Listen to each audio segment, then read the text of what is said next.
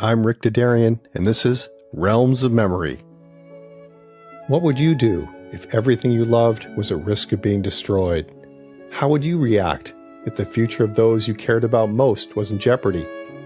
This is the dilemma facing Pasha Talenkin in the 2026 Oscar Award-winning documentary, Mr. Nobody Against Putin. Pasha is a beloved teacher, dedicated to his students with deep emotional ties to the small industrial town of Karabash, where he spent his entire life.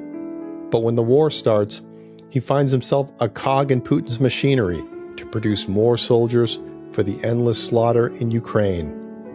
As a school events coordinator, his greatest joy was to find ways for students to express themselves, to become themselves.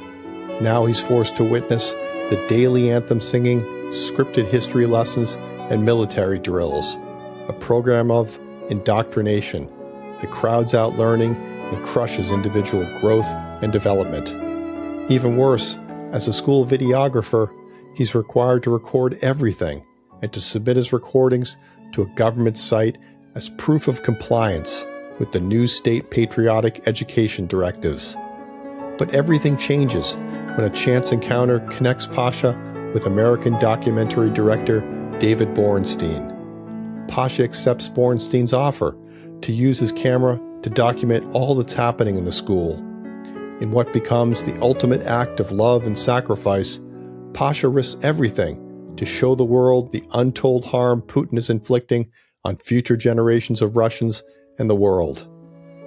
In a special return to the podcast, Katya Haskins will be sharing her thoughts on Mr. Nobody Against Putin. Katya is a professor of rhetoric and visual studies at Pennsylvania State University and the author of Remembering the War, Forgetting the Terror, Appeals to Family Memory in Putin's Russia, now available in paperback. She's also a graduate of Moscow State University who experienced firsthand the end of the Soviet Union. A conversation with Katya Haskins about Mr. Nobody Against Putin in this episode of Realms of Memory. Katya, welcome back to Realms of Memory. Thank you for having me back, Rick.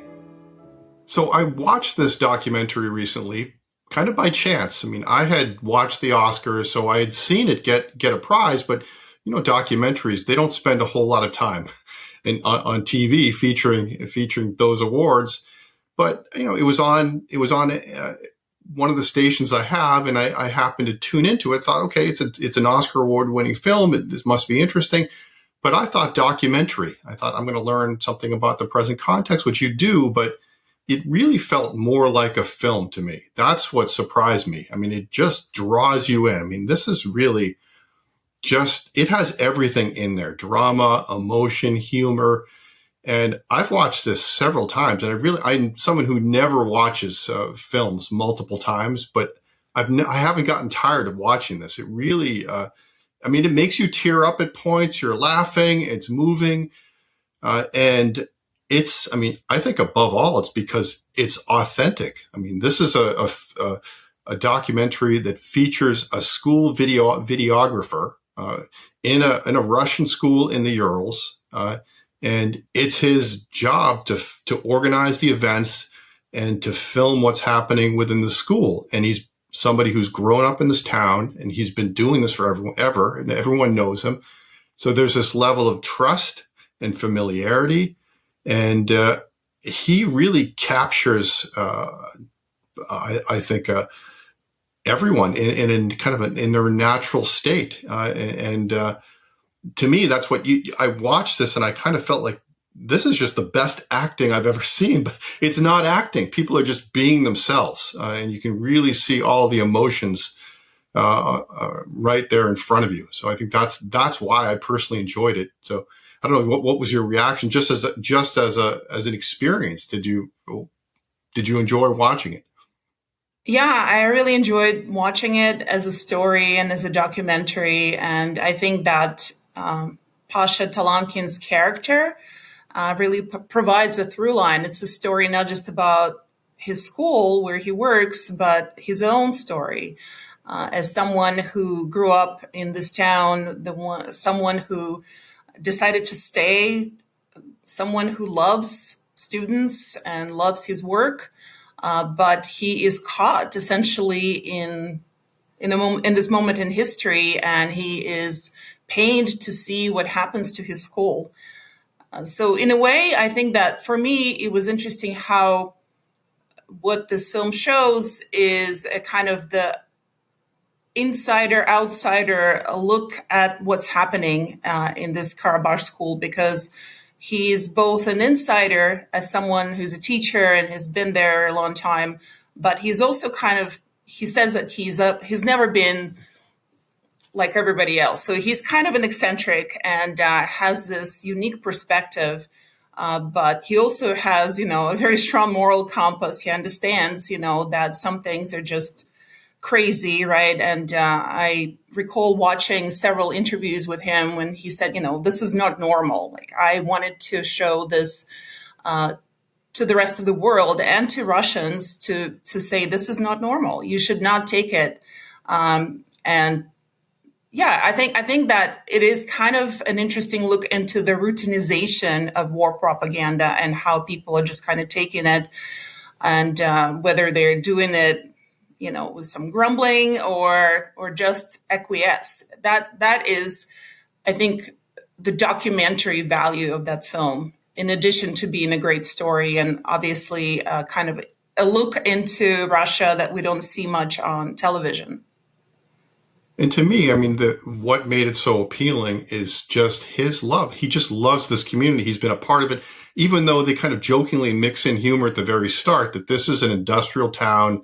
It's a polluted place. It's a place with a high rate of cancer, but it's his home. It's always been his home. And the contrast between what he's featuring, which is the militarization of the school system, and kind of an official form of patriotism, and his real sincere, authentic love of country, his love of place.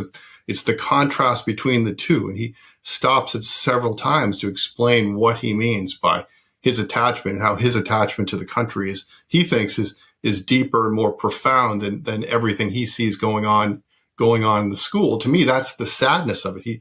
He really loves the place in a deep way. He doesn't want to leave, and at one point he says love of country it should mean that you should be able to criticize it. If you see something wrong, you should be able to speak up about it. And that kind of comes back again in the graduation speech, that you may have to make a decision.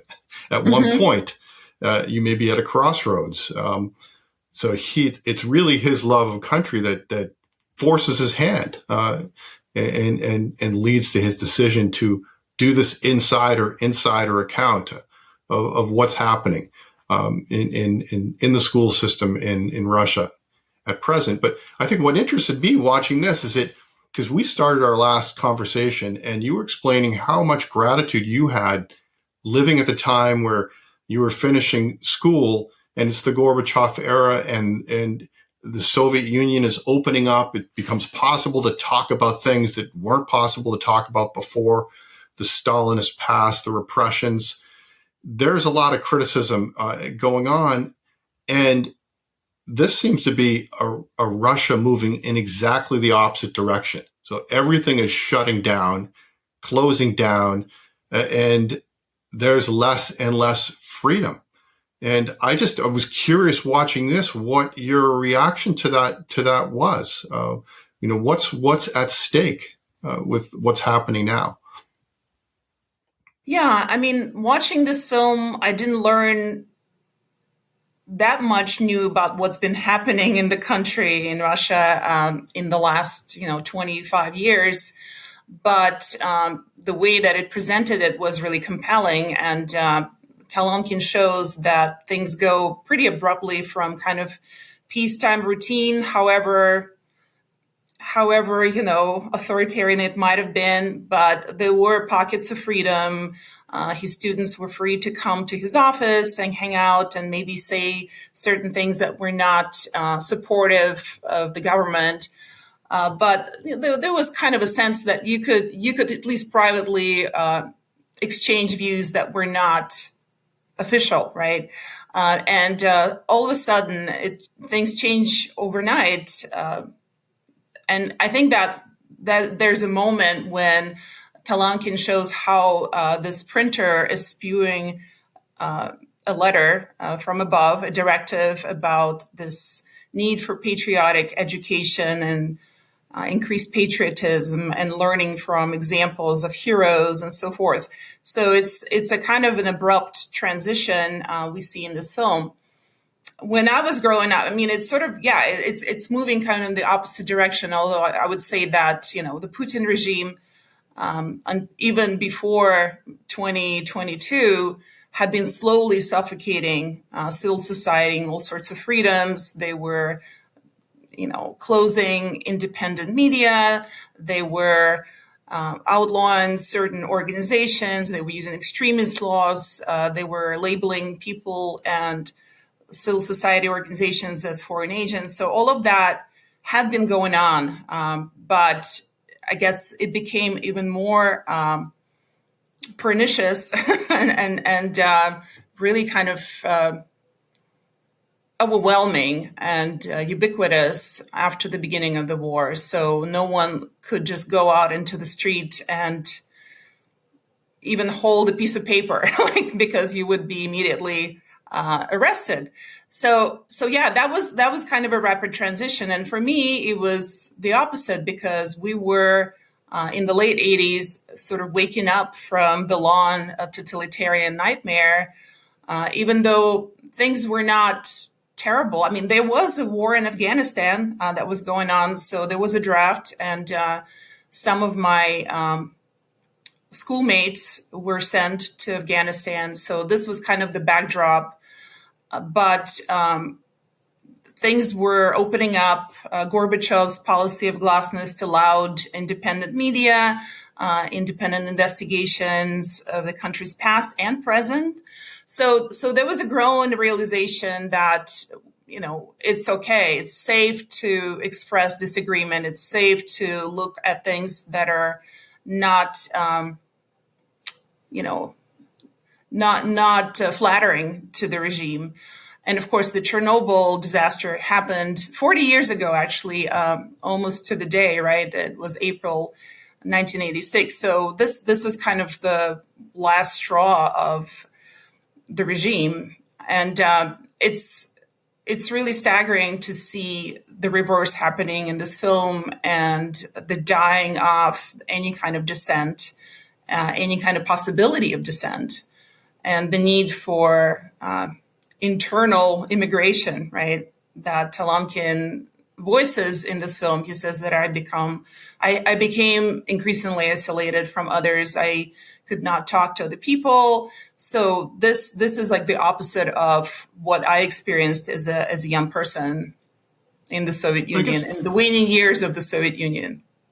I guess part of my question is because this is somebody who, and what's unusual about this school is that it gets its labeled a primary school. I don't know how typical this is, but it's a school. It seems to run from elementary grades all the way up through high school. So you've got somebody who has grown up in this town. He works in the school, but he's watching these people grow up from the time they're little kids to basically finishing school. And maybe some go on to university and some go into their adult lives after that. So he is basically looking at the horizons of the future opening up. And so I guess when you made those comments earlier, I was thinking, well, the curiosity or the way in which you can now see the world, the kind of horizons that opened up to you, that became possible to you living at that time.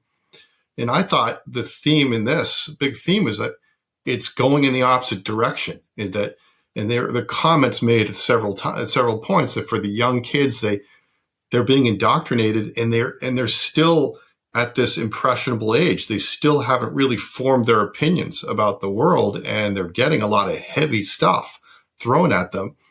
And for the older kids, they're still trying to figure out what they want to do, and they don't know yet, or they've got ideas that they're excited about. And there's this one girl, Masha, who wants to go into medical school, and there's this character, or other student, Vanya, who hasn't figured it out. We have some places he's interested in going to, but to me, the sadness of it seemed that those horizons are just getting closed off, and there's a part of it's just trauma from the war too, that your relatives are your brothers, your friends, and maybe you are at risk of dying. And that to me seemed like the giant cloud that's hanging over the country that seems so different from your experience. So if you try to project into the future, what does it mean for the country? Is this like a lost generation possibly going into the future? Yeah, and if you think about Talenkin's generation, so he's in his early 30s in this film, right? And so his generation is the generation that has been called by sociologists the unwhipped generation. So they are the ones who came of age during relative freedom in Russia, and they were the ones who protested in 2017 in protests against corruption that were organized by Alexei Navalny. And there was a lot of talk about how these young people are different from the Soviet generations. They're no longer Homo Sovieticus. They have a sense of their own mind. They do not accept authority just because it is authority. They tend to have better relationship with their parents. So it's a kind of a very contemporary, let's say more like a Western mindset. Plus, they also have access to the internet, so they have much more freedom of access to all kinds of information, whereas their parents may have grown on television, and certainly television is still the medium of choice for a lot of older people who tend to support the government in Russia. So his generation is much more free-spirited and free-thinking, and he shows his library, right? And it is full of books that were published either in the late Soviet era or even like in the 90s. So his favorite author, I found out from one of the interviews he gave, his favorite author is Daniil Harms, who was a 20s and 30s writer and poet.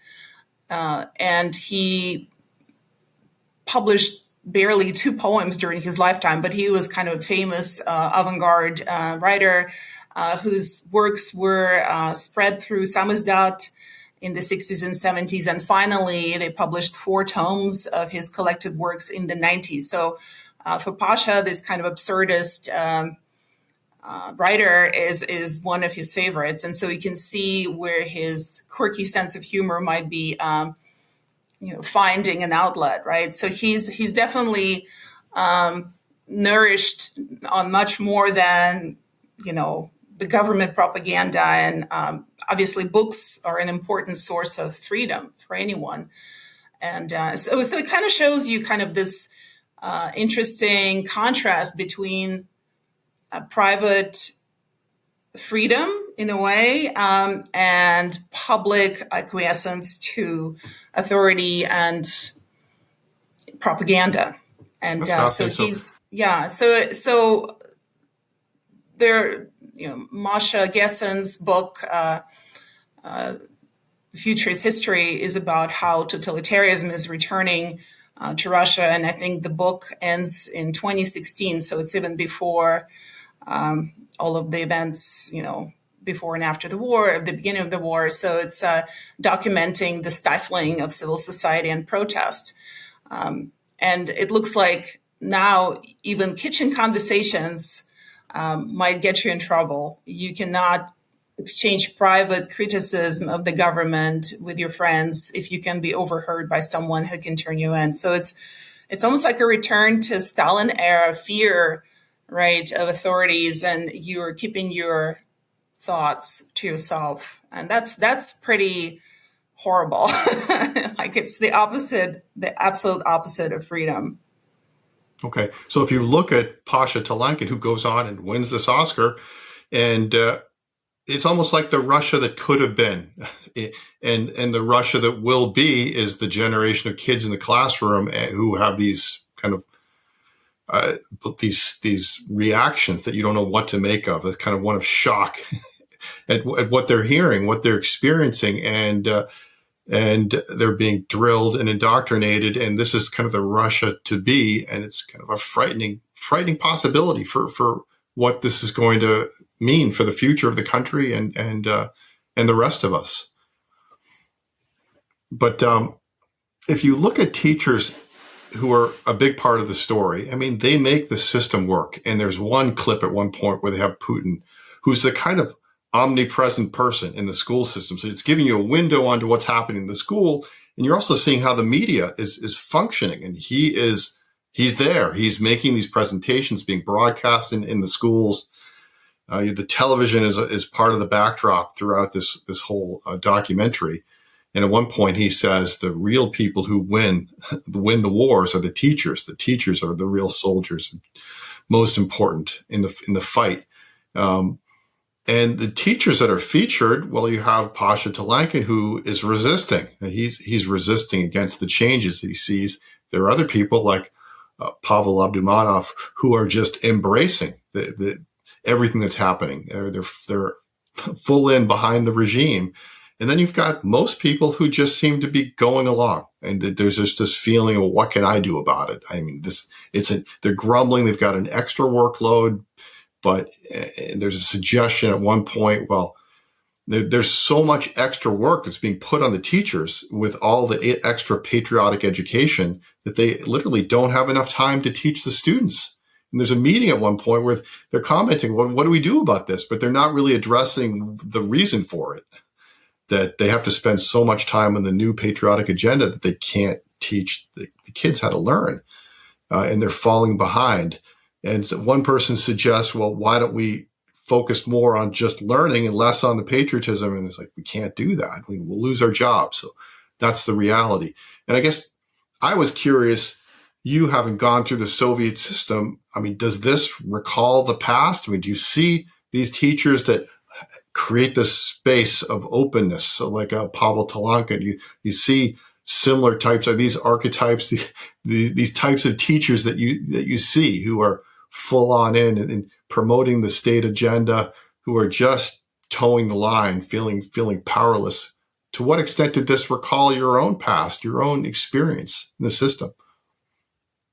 Yeah, this all looks very familiar, actually. And even though I would say that most of my teachers were probably born under Stalin, right? And it was that generation, and they may have experienced some freedom during the thaw era of Khrushchev.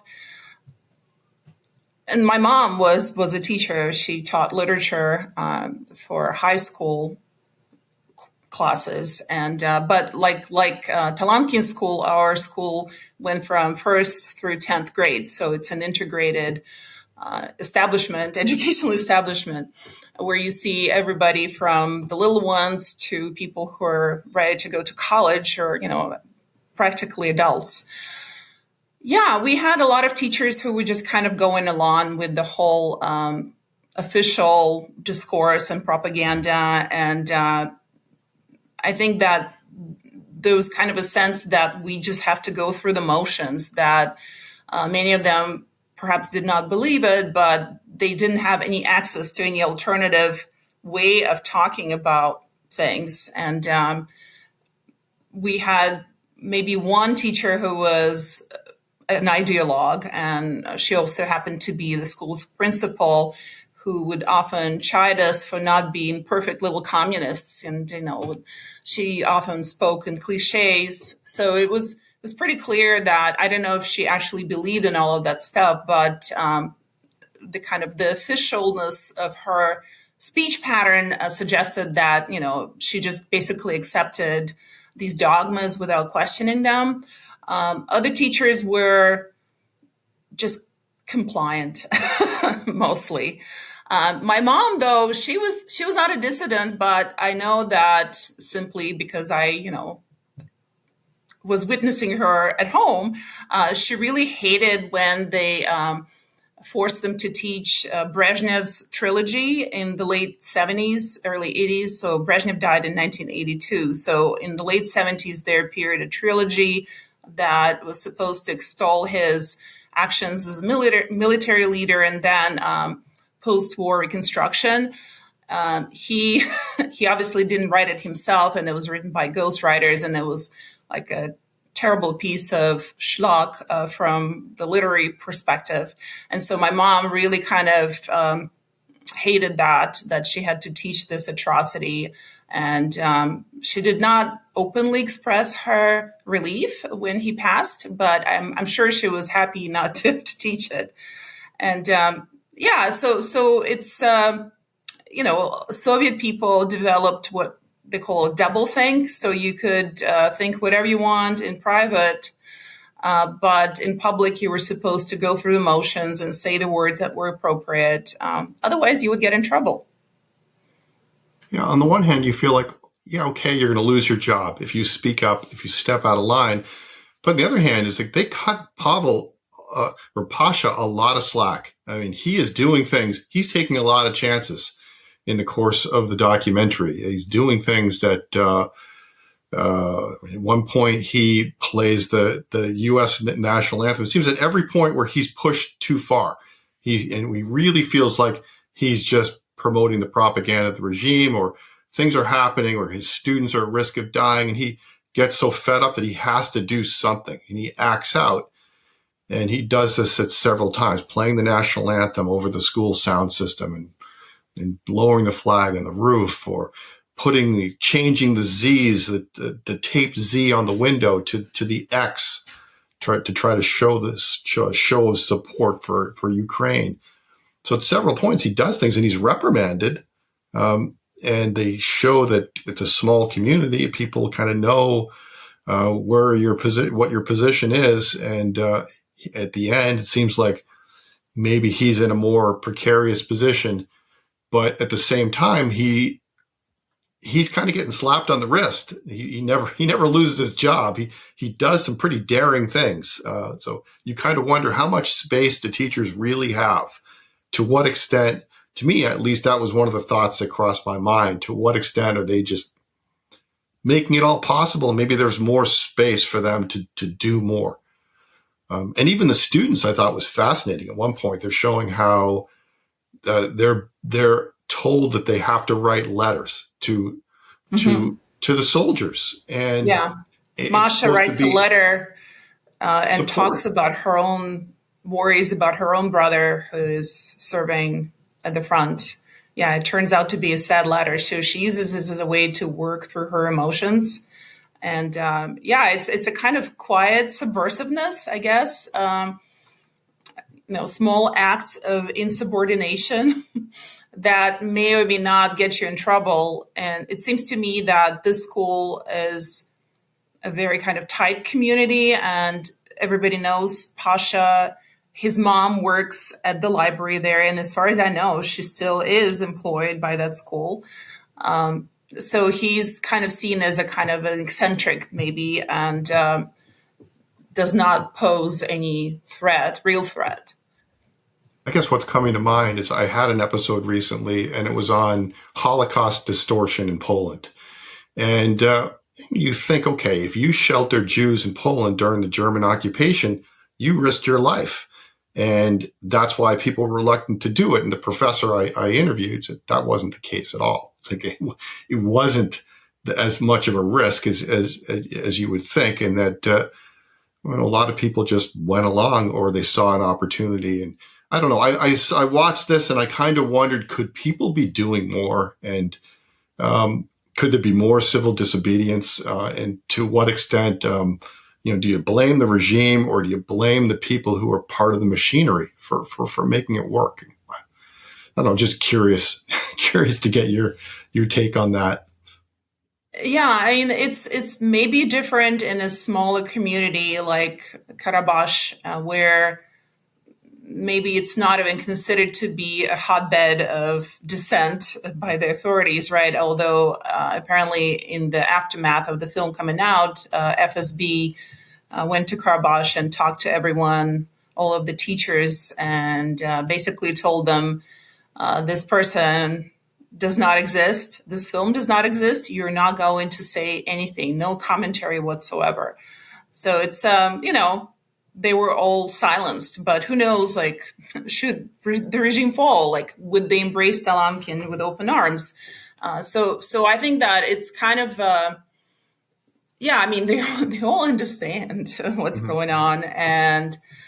But yeah, fear is a real thing. Fear is a real thing. And, as I mentioned in my book about sort of the marginalization of memory of Soviet political terror in a lot of places, like in Siberia and smaller towns, people asked Memorial, the human rights organization that collected the names and published them, the names of Soviet era political victims.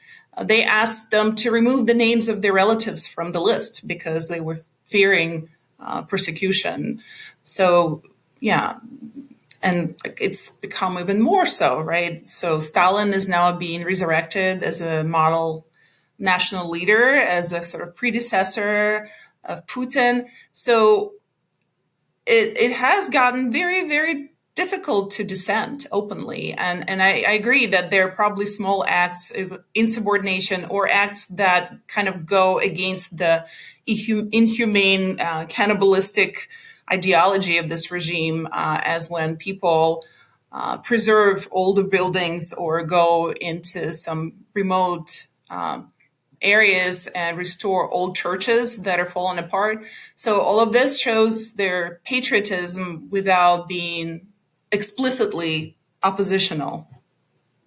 I guess as I was watching this, I'm seeing it through the lens of your book, having read your book, and your book looks at the cult of the Great Patriotic War, and clearly the state is doing a lot of work to promote that memory for its own interests. And your point is that, yeah, that's true. There's this top-down process, but there's a bottom-up process going on as well, and this resonates with families in powerful ways. That Putin is tapping into a powerful source of family memory, and I mean the emphasis here in this documentary is the state. The state is sending these directives. The teachers have to follow these directives. There's the anthem that you've got to listen to and march to every morning. The teachers have these scripted lessons. Eventually, students have scripted lessons, and everybody is following the official line. And I was curious watching this. Do you feel like that part is left out? To what extent is the state broadcasting on a wavelength that people are already attuned to, or more receptive to receive? Is that left out of it? Is there a culture that it's able to tap into? Whereas this seems to be just cast as a kind of one-way process. And you have these classroom scenes where the teachers are preaching and then he'll look around. I thought those are among the most powerful points in the documentary, where you just see these looks of shock, and then the students don't know what to make of what's happening, what they're being told by their teachers. But your point is that there's a culture that people have been immersed in that really promotes the memory of the glories of the Great Patriotic War and militarism. And to what extent does a lot of this messaging, you think, resonate with people? Is that left out of this?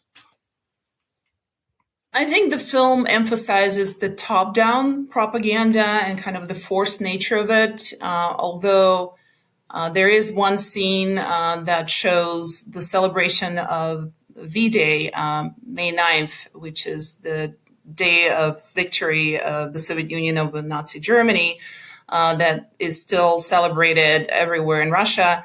And one of the key elements of it, that has been the key element of it since the early teens, since like 2012, is the procession of the Immortal Regiment. And you see this happening in Karabash as well, where school children are carrying portraits of their ancestors. So the movement started as a kind of counterpoint to the official celebration of victory, as a kind of more private, family-driven commemoration, but it was hijacked by United Russia to serve its kind of more propagandistic PR ends. And of course, in 2015, Putin marched with his own father's portrait in the parade in Moscow. So there's a kind of a merging of the bottom up and the top down. But I think Talenkin's film does not really lean into the family memory of World War II as much beyond that one brief moment when he's showing students carrying the portraits.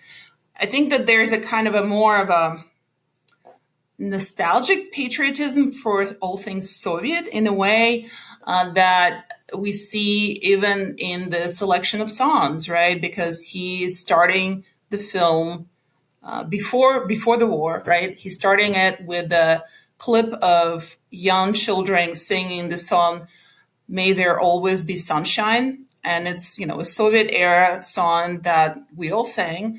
So it goes something like that: May there always be sunshine. May there always be blue sky. May there always be mama. May there always be me. And so he freezes it. He freezes the shot, the frame, and introduces himself. And then the ending song at the graduation party is "Широка страна моя родная," wide is my beloved country, right? So it was also, a Stalin era song that is embraced. So I think that there's a kind of a more of a musical, almost a sonic memory that is much more permanent, and instead of being like a top-down inculcated script, it is almost like a bodily memory. So, and this is kind of what I talk about in the book, that a lot of the memories of the Great Patriotic War are built from bottom up, right? And even though the exposure, the maybe the artifacts, the media that propagated them were official, but people have come to love certain films and songs, and they became part of the kind of repertoire, right? Like we cannot relate to our sense of patriotism without these songs, for example, right? And so I think that there's much more about this kind of more subtle indoctrination that maybe Talenkin doesn't really point out, but it's still there. I don't even know if he understands that these songs appeal to him because he has been exposed to them since he was a little kid. That's kind of the ambient memory culture. Ambient memory, absolutely. But it was interesting on the May 9th celebration that, it's this national commemoration of the victory in the Great Patriotic War, but it's localized too. They go to this local monument and they're remembering the workers from that community who sacrificed during the war. So it is being brought, the memory is being anchored in that community. And for Pasha, for him, he makes this powerful comment like, well, what are we learning here? That one day you too can be a dead soldier. That was pretty powerful as people are holding up those portraits. And the priest is in on the act too. The priest is encouraging them to recall the memory of sacrifices during World War II and to live up to that past. Yeah, and I think there's visually a brilliant shot that shows kind of the big picture of that celebration that has the copper plant in the background, along with the church that was built, post-Soviet, right? And then the monument. So you have the industry that provides sustenance, but also poisons your air and water. And then you have the institutions of indoctrination one way or another, right? So it's a very kind of poignant scene, I think, in this film that communicates volumes. Yeah, and the priest, of course, is voicing the party line in a way, which has been the function of the Russian Orthodox Church, and in the person of its patriarch, right, who blessed the troops, which is not uncommon, like across the world, but he basically spoke about the glory of dying for the motherland, of how your sins will be washed away, and this especially related to Prigozhin's, the Wagner group that was drawing its men from jails, right, from basically gulags. Yeah, so it's very yes, it's a very poignant thing, and I think Talenkin does acknowledge or admit woefully that they have taught our youth too well to love their country, and so this is kind of his commentary when he realizes that these young men that he saw growing up and go through his classroom are signing up for the war, or they're being drafted and they don't do anything about it. So there's almost like the sense of inevitability that comes with it, right? So it's just like what you do. So in this way, what the history teacher Abdulmanov says, that you love your country not because it does something for you, but because it's your mother. So there's a kind of a familial metaphor at work, right? That, you could have a dysfunctional family with a mother that doesn't love you very much, but you still have to love her and act on it. So And then he goes on to say, it's a very sad state of affairs. And then he goes on to say, if you don't, you're basically a parasite.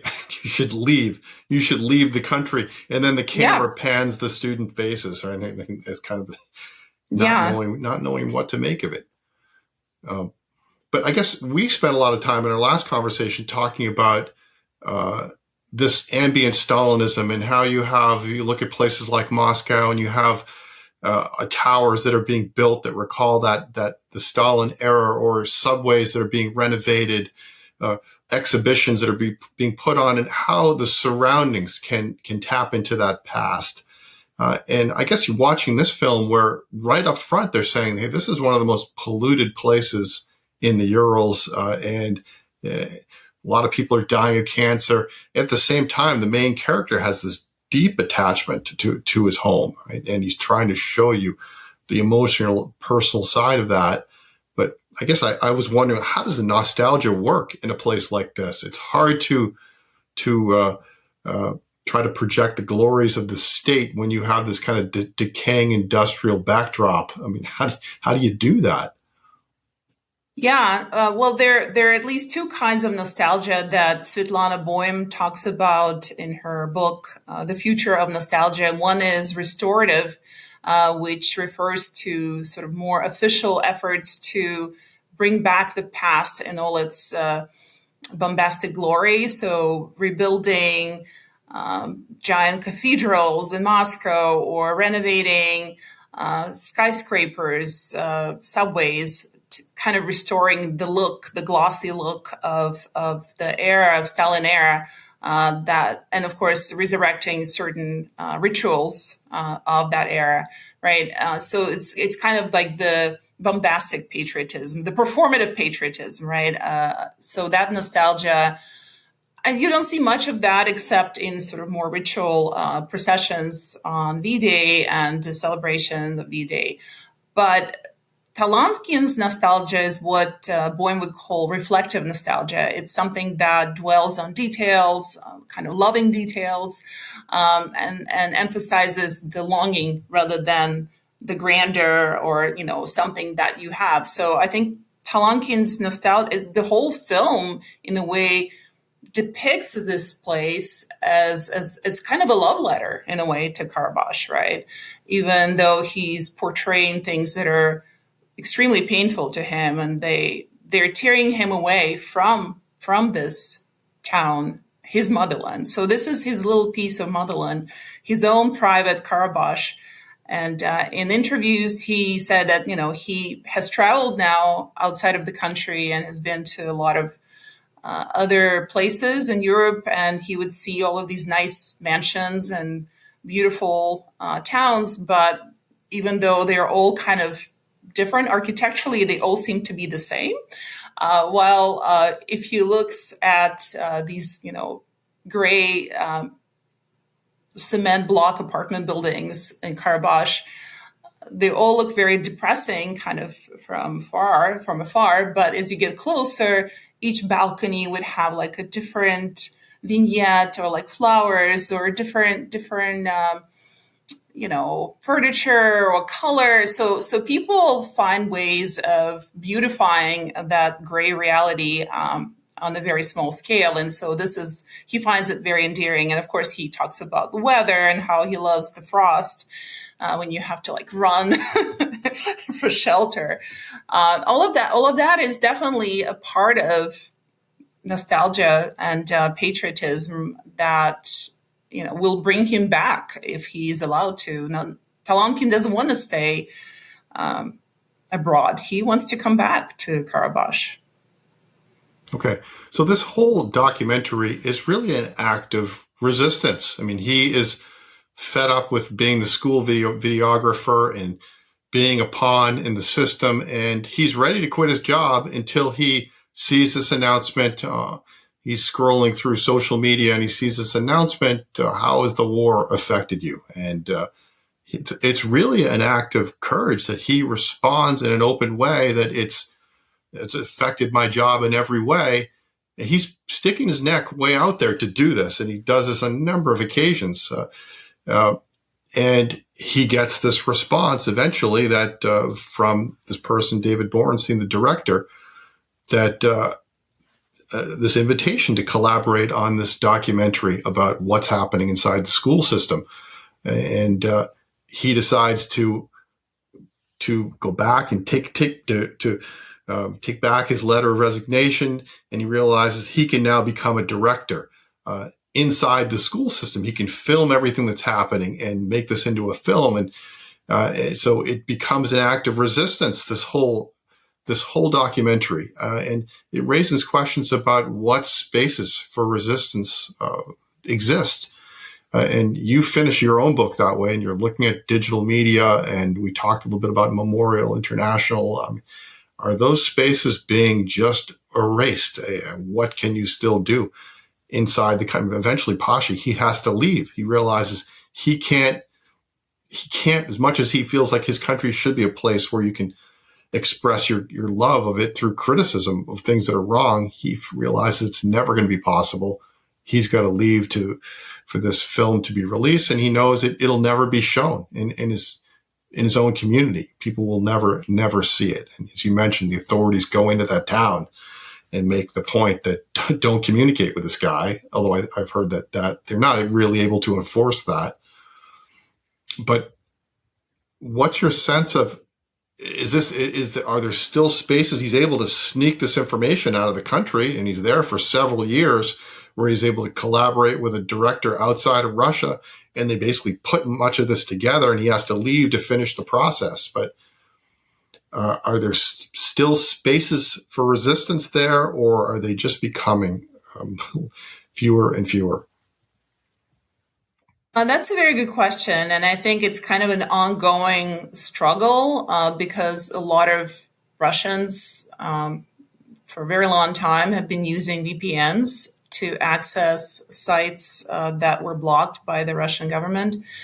And but they're cracking down on VPNs. So it's a kind of like a game of catching up, right? And most recently, they shut down the internet for 2 weeks in major cities.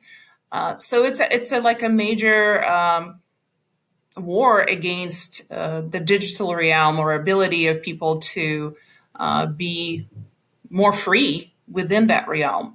And Talenkin, interestingly enough, did not upload his videos, the footage, to any clouds. And he was asked this question by a lot of interviews, like, why did you have to carry out your hard disks, right, in your luggage? And he's like, well, because of sanctions, we're not able to use the cloud.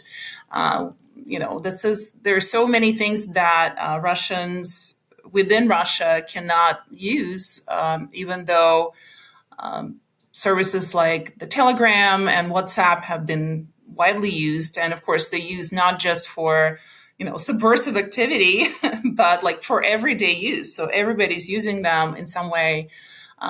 So like, I don't know what percentage of that stuff could be considered dissent. I wouldn't know, but apparently authorities think that it is very dangerous. So they are afraid of people doing stuff. So it means that they realize that they can never fully close that iron curtain on people. no matter how much they put, how much effort they put into it. That's interesting because, when I used to lecture on the end of the Soviet Union, one of the themes was that it gets to this impasse where it has this first industrial revolution, becomes a superpower, but it needs to move on to the next stage of the information revolution. But it has to control information to survive. And it's only the KGB that really has access to all the information. And once you start to have this technology like fax machines and people can start printing things, it really becomes harder and harder for the state to retain a monopoly of information. And if it does, it can't grow economically. It reaches an impasse. So here you wonder, I don't know, maybe Putin's regime has resolved that problem somehow. They've harnessed that technology without stagnating the state or the system, or maybe that's happening. Everything you read and you hear about Russia now, there's so much of the resources of the country being funneled into the military that what that's going to mean for the future of the country is a huge question mark. But I don't know. To me, it seemed like this is it winning the information game? Is that would you take that away from seeing what's happening? Did it somehow solve that dilemma that the Soviet Union couldn't resolve? I mean, that was part of the idea of glasnost and perestroika, right? In order to rejuvenate the system, it has to open up. Well, here he's trying to figure out a way. Well, how can you make it more like like a Singapore, more of an authoritarian state where you can somehow have enough creativity or enough,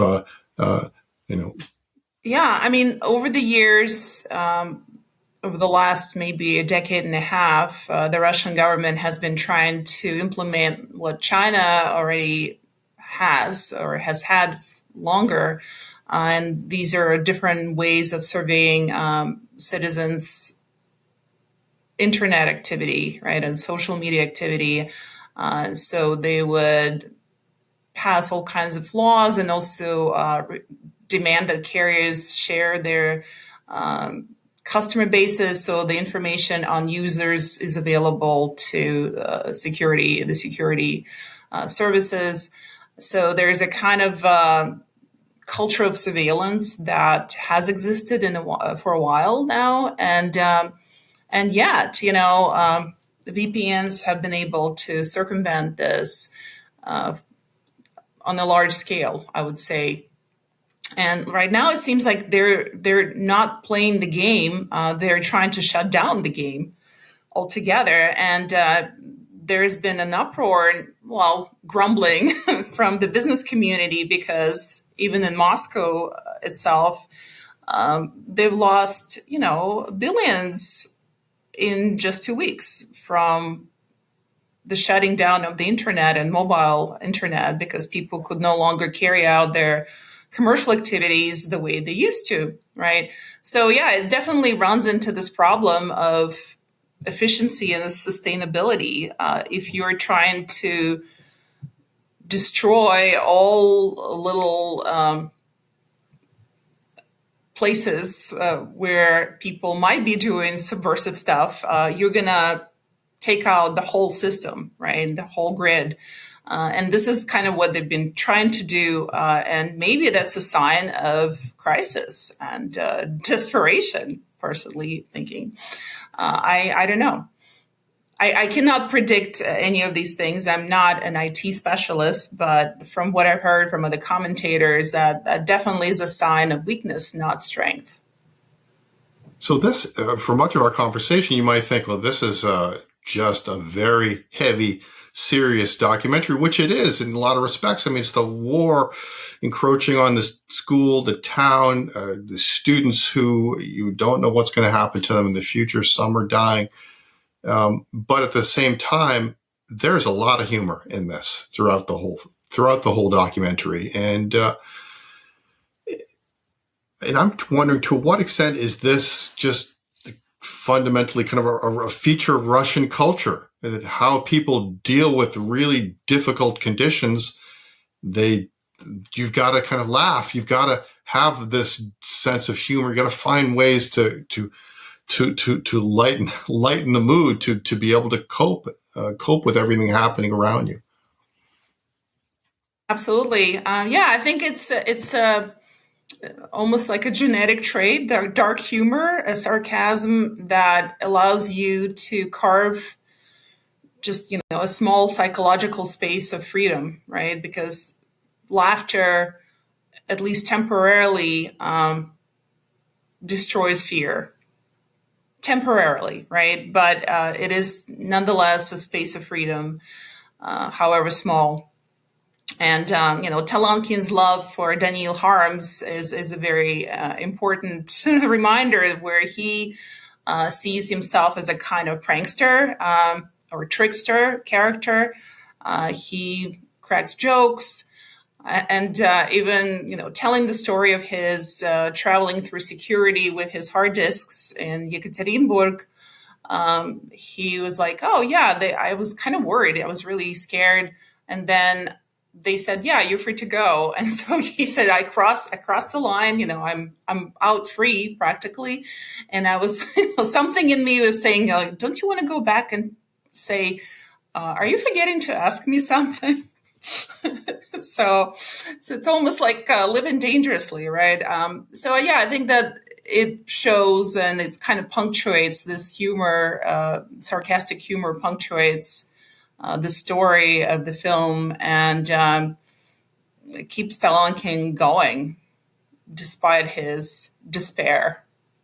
Yeah. Last point is what I really appreciate after having read your book, because your big theme throughout was the spirit of sacrifice, that if you're remembering the Great Patriotic War, it's all about the memory of sacrificing for the motherland. And this is something that Putin is able to tap into in conjunction with families. And you really see this throughout, but Talenkin himself is an example of how the spirit of sacrifice works in opposition to the regime as well. And that there is a daringness to it, that people really take some risk everything to fight against things that are important for them. And so that theme of sacrifice was evident throughout, not just in encouraging people to support the war, but in trying to understand why people would, like a Talenkin, would risk everything in the home that he loves so much to do what he does. Yeah, Talenkin's character certainly models a different way of being a good citizen, right? A patriot. You love your work, you love the people you work with, you love your city and do everything to make it better. These are all traits of a patriot. And it is very sad that the only way to show your patriotism under the current regime is to die for it on the front line, right? So he's definitely, so he's definitely embodying a different way of thinking about what a good citizen should be like or could be like. And I certainly think that we need more Talenkins out there. Katya, thank you so much for taking time to talk with me. Really appreciate it. Thanks so much, Rick. I've been talking with Katya Haskins about the 2026 Oscar award-winning documentary, Mr. Nobody Against Putin. Katya is a professor of rhetoric and visual studies at Pennsylvania State University and the author of Remembering the War, Forgetting the Terror, Appeals to Family Memory in Putin's Russia, now available in paperback. If you've enjoyed this or other episodes of Realms of Memory, tell a friend or family member.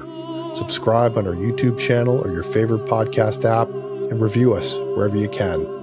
I'm Rick Dadarian. Thanks for listening.